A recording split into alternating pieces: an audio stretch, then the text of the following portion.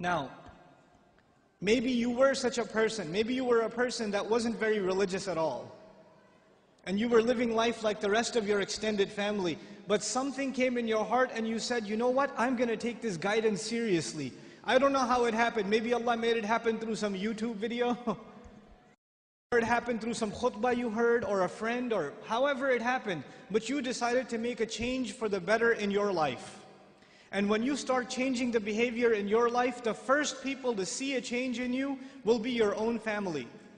They will notice it. They will notice that you're not the same anymore. You don't talk the same, you don't act the same, you don't go to the same places, you don't even have the same friends anymore. And this necessarily happens. When you take a turn towards Islam, necessarily you start losing friends. Because your old friends used to do pretty bad things and now you can't do those things with them anymore, so you suffer a loss of friends. And at the same time, your family starts saying, you're acting a little too weird. And for the young man, the family might even say, what's that thing on your face? You forgot to shave? What happened to you? And the girl starts wearing hijab and the family might even be in shock. And this is a Muslim family, mind you. They'll say, take that thing off your head. You're going to go out to the wedding looking like that? I can't sit in the car with you like that. What do you think we are? All of a sudden, you're the Islamic role model? Who died and made you sheikh? That all of a sudden we should be looking up to you. Remember what you were like last year, man? You were the party animal. Now you're going to go make salah? Yeah, seriously, please. We know what you're really like. In other words, not only have you lost your friends, from your family you get the nastiest kinds of sarcasm and criticism. All the time, all the time. Every chance they get, they say something to you. They say something about your beard. They say something about your habits of making salah. They say something about you going to the ICNA convention. They say something about putting your children in Islamic school. They say something about sending your children to Sunday school, or you getting up for Fajr or Isha and going to the masjid. They'll have some comments for you, and those comments hurt. They burn pretty good. This happens to young men in the audience, where their parents start telling them to stop hanging out with their other Muslim friends, don't go to the masjid, don't waste your time. SubhanAllah. Muslims themselves, you think non-Muslims are averse to Islam? Have you seen what Muslim families are doing to their own? What parents are doing to their children?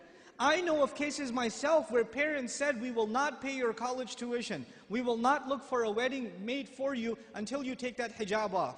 We will not do it. We do not accept you as our daughter until you take that thing off. We will not show our face in public with you. You can't go with us anywhere. This is the mother telling. And you know what they'll say? What's amazing about that? They'll make you feel bad about yourself. They'll tell you, what kind of daughter are you? You should be ashamed of yourself. You're embarrassing your parents. We're Muslim, but we're not Muslim. We're not those kind of Muslims. That's not how we do things in our family. That's what they'll say. Our family is different. We don't do things like that in our family. That's those masjid people. Don't be like those masjid people. That's what they'll say. And you know what's amazing about that? If you look at a portrait of your great-grandparents from back in the day, good old great-grandpa's got a big old beard and you can't even see grandma's face. So who's being true to the family and who's an embarrassment to the family? See, this is Muslim families today. And you're in the midst of all of this. And you know what happens? Because you've made a decision to turn towards Islam, if an enemy of Islam came to you and said, abandon your religion, you'd say, oh yeah? I'm going to be even more committed.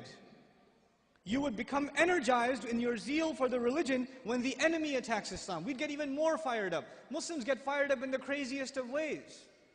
Somebody draws a cartoon about the Messenger ﷺ, and Muslims go crazy and they'll burn some other guy's car up.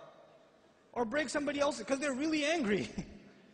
But we get fired up when something happens, something questions the dignity of our religion, even if it makes sense or doesn't make sense. But when your own family comes and says, look, I love you, I'm worried about you, I don't want you to become this way. This is the way of the people who fail out of college, who don't have a career, who have miserable lives. I don't want you to fall into this extreme. Somebody is putting you under their influence, you need to get away from them. Genuinely worried about you. And there are parents like that in this audience, actually probably not in this audience, but their children are, and their parents are actually home worrying, what are they learning at the ICNA convention? There are a lot of kids like that here too. And your parents are calling, what, you know, why did you have to go to this place? The next thing that's going to be there is the FBI is going to knock down your door because you came to the ICNA convention. They're paranoid. They see stuff on TV and they become paranoid. And you're in the middle of all of this. And it becomes hard to hold on to your religion in the middle of all of this. It becomes hard. Because it's not the enemy of Islam that's pulling you away. Who's pulling you away? Your own family, your own parents, your own husband, your own wife, your own brother, your own cousins, your own in-laws. They're the ones pulling you away. So how do you deal with that? The most inappropriate response to this pressure is anger. And you know what? That is the most common response too. Your parents start yelling at you for growing the beard, and you're a young, hot-blooded guy. What do? Oh yeah? It's the sunnah. You can't tell me what to do. You're following culture, and I'm trying to follow Islam, and you slam the door in their face. Way to go. Because that's what Allah wants you to do, yell back at your parents. And they're just they're talking about your beard. What was Ibrahim's father talking about, alayhi salam? Was he talking about something small or something big? Go make sajda to idols, boy. And does he lose his cool? Does he get angry? We have to learn how to be with our parents. Even when they call you away from deen, it doesn't matter if they're Muslim or not. وَإِن جَاهَدَاكَ عَلَىٰ أَن تُشْرِكَ بِمَا لَيْسَ لَكَ بِهِ عِلْمٍ فَلَا تُطِعْهُمَا وَصَاحِبْهُمَا فِي الدُّنْيَا مَعْرُوفًا. Allah Azza wa Jal tells us, if they struggle against you to make you follow what they themselves have no knowledge of, don't obey them while at the same time accompanying them in the most dignified fashion.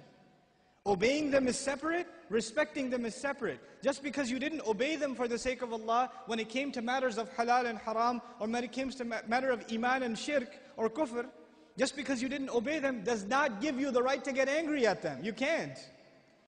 Subhanallah walhamdulillah wa la ilaha illallah. Subhanallah.